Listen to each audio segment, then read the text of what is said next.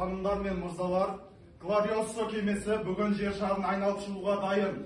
Менімен бірге саяхатқа 53-ші мектеп гимназиясының жас жаратылыстанушы ғалымдары, яғни жас саяхатшылар менімен бірге саяхатқа аттанады.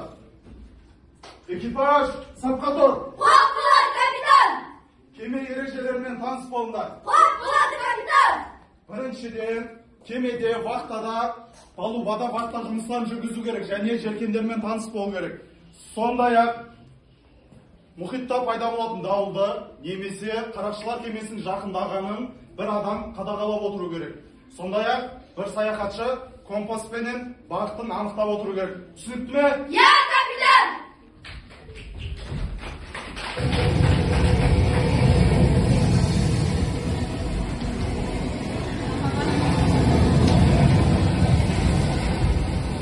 Барлығы Испания жағалауынан басталған.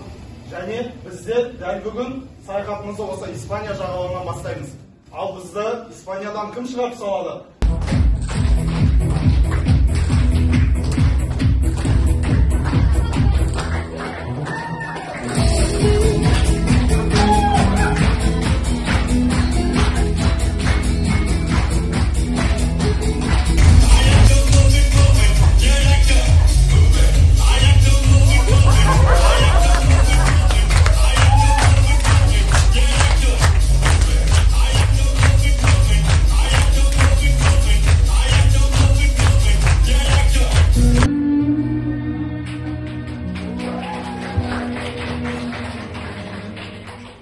Египетке қош келдіңіздер.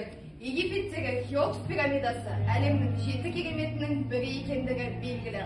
Оның жасы 4,5 мың жыл, биіктігі 140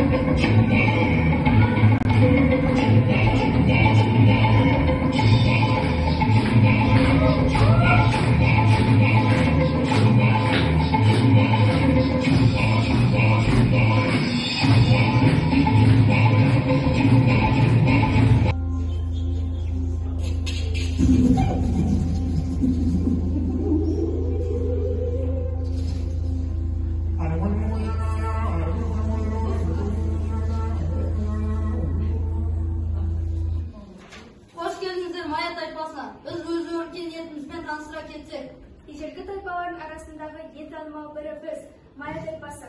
Осы күнге дейін ғылымдар майя өркениетінің өмір сүруі туралы көптеген белгісіз нәрселерді қалдырды.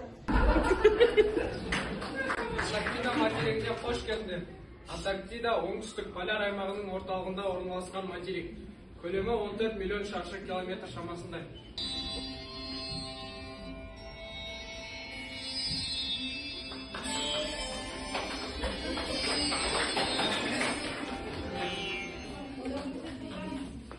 Welcome to India. Үндістанға қош келдіңіздер. Үндістан халықтың байлығы. Үндістан ганг пен жұманың толық ағысы емес, ал ұлы идеялардың ғасырлық ағыны. Үндістан халқы 415 тілде сөйлейтін білгенде, ғалымдардың өзі қатты таңқалған еді. Ал үйлену тойында қонақтар саны 2000-ға жуық. Алгебра және геометрия осы елде пайда болды.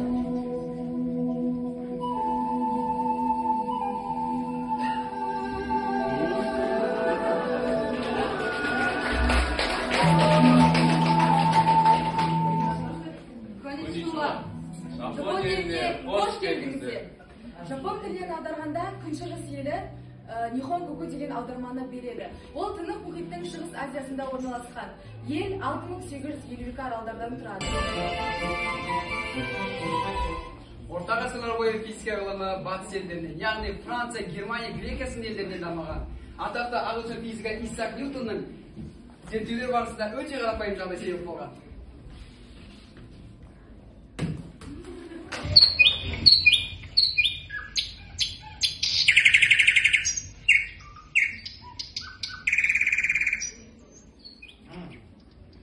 құлауына не себеп болды? Әрине жердің тартылыс күші.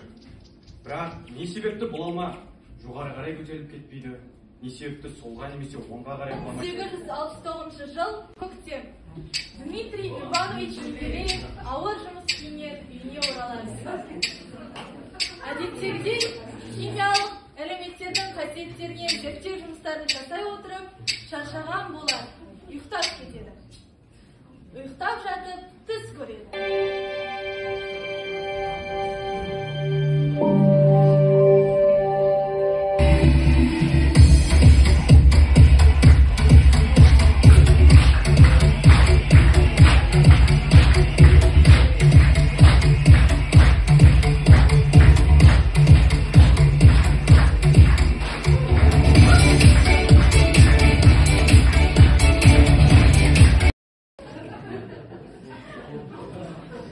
Капитан мырза, табиғаты әсем, кең байтақ жер көрініп тұр.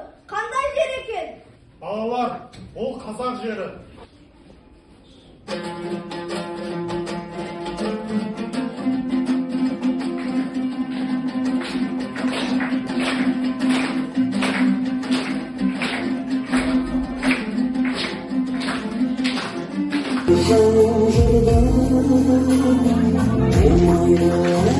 Oh,